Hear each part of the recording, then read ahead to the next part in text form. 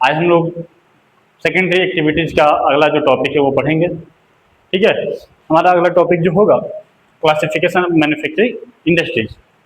देखिए, हमारी जो इंडस्ट्रीज है वो अलग अलग बेसिस पर डिवाइड होती है। इंडस्ट्री का क्लासिफिकेशन हम लोग पढ़ रहे हैं, तो पहला जो हमारा क्लासिफिकेशन आएगा बेस्ड ऑन साइज, और उसमें जो हमारा पहला है हाउस होल्ड और कॉटेज मैन्युफैक्चरिंग। हाउस होल्ड और कॉटेज मैन्युफैक्चरिंग जो है हमारा सबसे स्मॉलेस्ट मैन्युफैक्चरिंग यूनिट है, यानी साइज की बात करें तो सबसे छोटी प्रकार की इंडस्ट्री जो होती है हाउस होल्ड और कॉटेज इंडस्ट्री ही होती है।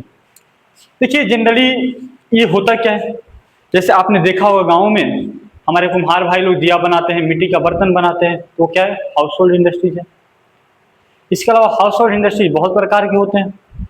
जैसे गांव में देखे होंगे सूप बनाया जाता है, चाहे दौरा उरा बनता है छठ घाट पे जो जाता है, और दौरा महापर्व छठ में, तो जो दौरा होता है वो बनता है गाँव में।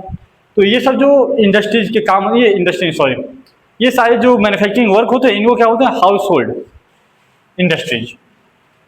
इसमें जनरली हम लोग यूज करते हैं लोकल रॉ मटेरियल।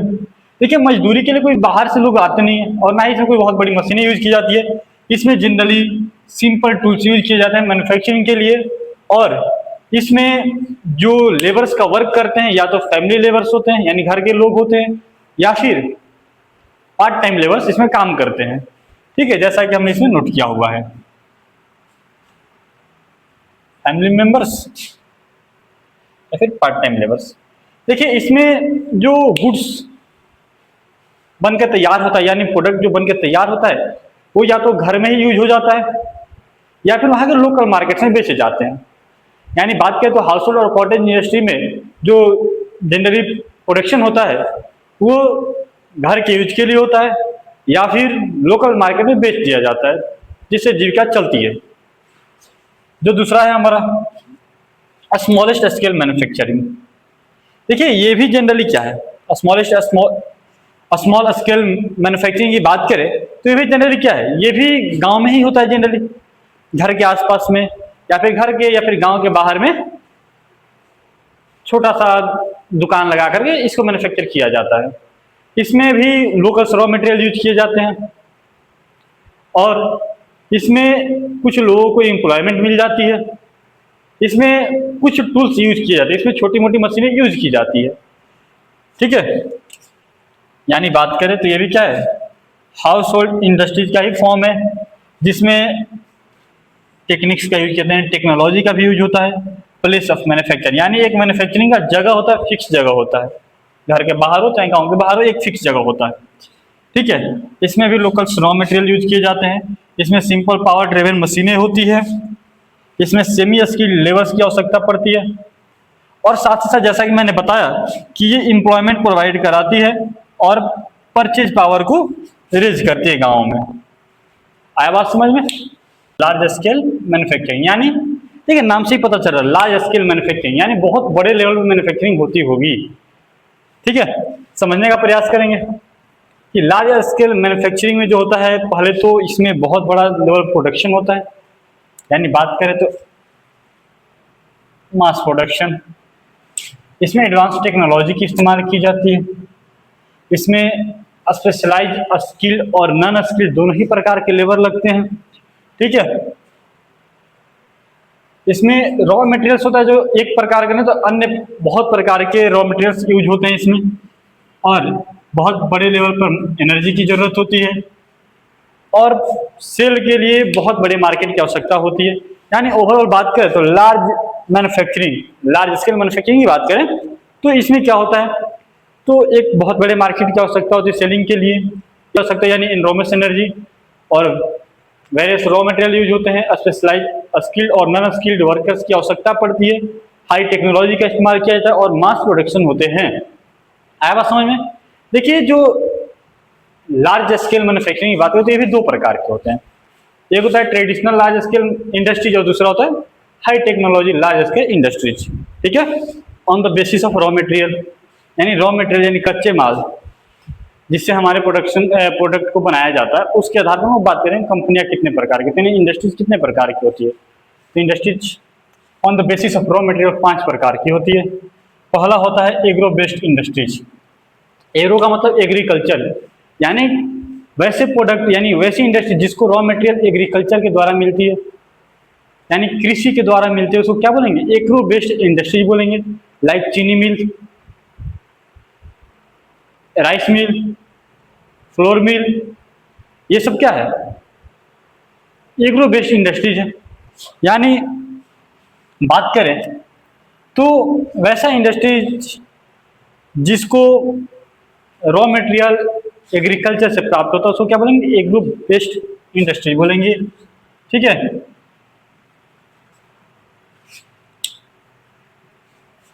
यानी बात करें तो ऐसी इंडस्ट्री को रॉ मटेरियल्स जो होते हैं कहाँ से मिलते हैं? फील्ड से मिलते हैं। किससे मिलते हैं? फील्ड एंड द फार्म्स, यानी कृषि से मिलते हैं। ठीक है, दूसरा बात करेंगे मिनरल वेस्ट। मिनरल वेस्ट नाम से पता चल रहा है, मिनरल वेस्ट यानी मिनरल को यूज किया जाता है रॉ मटेरियल के तौर पे। यानी बात करें तो ये इंडस्ट्री जो होती है मिनरल्स को एज रॉ मटेरियल यूज करती है। कुछ कंपनियां जो होती है फेरस मेटेलिक मिनरल्स का यूज करती है, कुछ नॉन फेरस मेटेलिक का यूज करती है, और कुछ इंडस्ट्री ऐसी होती है जो कि नॉन मेटेलिक मिनरल्स का यूज करते हैं, यानी नॉन मेटल्स का यूज करती है। जैसे बात करें तो आयरन कंपनी, आयरन से सामान बनाने वाली कंपनियां होगी, इन लोहे से जो सामान बनते हैं, इस्पात की कंपनियां होगी, स्टील फैक्ट्री वगैरह हो गई, ये क्या है? इसी प्रकार की कंपनियां जो कि मिनरल्स का यूज करती है। इसके बाद आता है केमिकल्स, केमिकल बेस्ड इंडस्ट्रीज। यानी बात करेंगे तो इसमें क्या होता है कि वैसी कंपनी जो नेचुरल केमिकल मिनरल्स को रॉ मटेरियल के रूप में यूज करती हो। जैसे पेट्रोकेमिकल इंडस्ट्री जो है ये मिनरल ऑयल का इस्तेमाल करती है। अगला बात करेंगे on the basis of forest, यानी फॉरेस्ट बेस्ड। फॉरेस्ट बेस्ड यानी जंगल से। देखिए बहुत सारी कंपनियां जो होती है जंगल से मिलने वाले मेजर एंड माइनर प्रोडक्ट्स को as a raw material use करती है। जैसे फर्नीचर कंपनियों की बात करें, फर्नीचर कंपनियां क्या करती है? जंगलों से लकड़ी लेकर के आती है और उसे फर्नीचर का निर्माण करके मार्केट में सेल कर देती है। ठीक है, इसके बाद आता है एनिमल बेस्ड इंडस्ट्री, यानी जानवरों से प्राप्त रॉ मटेरियल्स। तो सिंपल सा चीज है कि ऐसी इंडस्ट्री को रॉ मटेरियल जो होता है कहाँ से मिलता है? एनिमल्स से मिलता है, जानवरों से मिलता है। जैसे बात करेंगे आपका ऊन हो गया, यानी ऊल हो गया, जो कि भेड़ से मिलता है, बकरी से मिलता है। अब हम लोग इंडस्ट्री को क्लासिफाई करेंगे बेस्ड ऑन आउटपुट प्रोडक्ट। देखिए इस प्रकार की जो कंपनियां होती है वो जनरली अपने प्रोडक्ट को बनाने के लिए किसी अन्य प्रोडक्ट को रॉ मटेरियल के रूप में यूज करती है। जैसे बात करें तो स्टील से सामान बनाने वाली, स्टील से कोई अन्य प्रोडक्शन करने वाली कंपनियां जो होती है वो स्टील का इस्तेमाल करती है, जबकि स्टील जो है ऑलरेडी एक प्रोडक्ट है। ठीक है, जो कि स्टील के ओर से बनाए जाते हैं। आयरन से बनाने वाली जो कंपनियां होती है, आयरन से जो सामान बनाती है, जो प्रोडक्शन करती है, वो कंपनी आयरन को as a raw material use करती है, और आयरन अपने आप में एक प्रोडक्ट है। आया बात समझ में?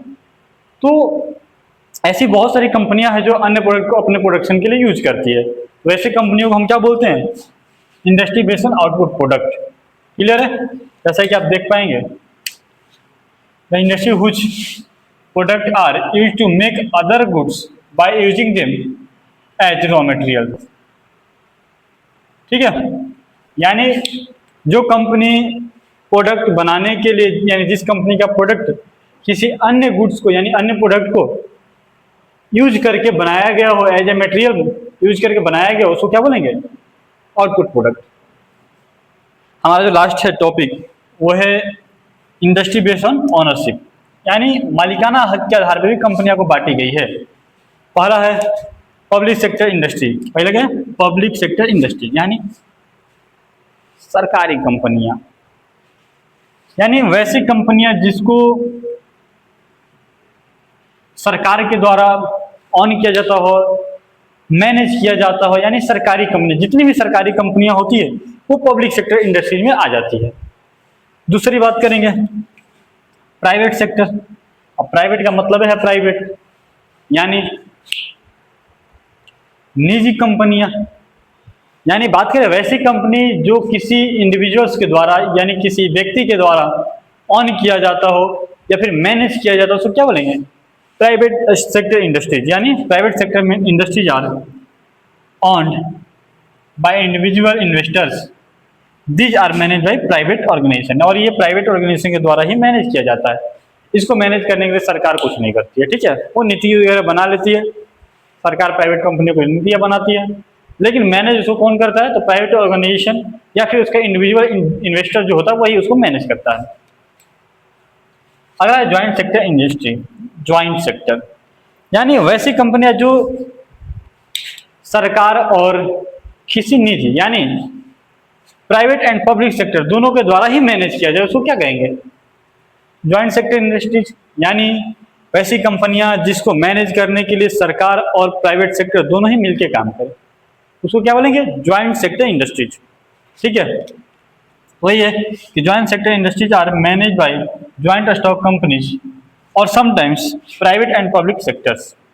ठीक है, यहाँ पर हमारा चैप्टर समाप्त होता है, इसको स्क्रीनशॉट कर लीजिएगा। क्लियर है? कोई दिक्कत?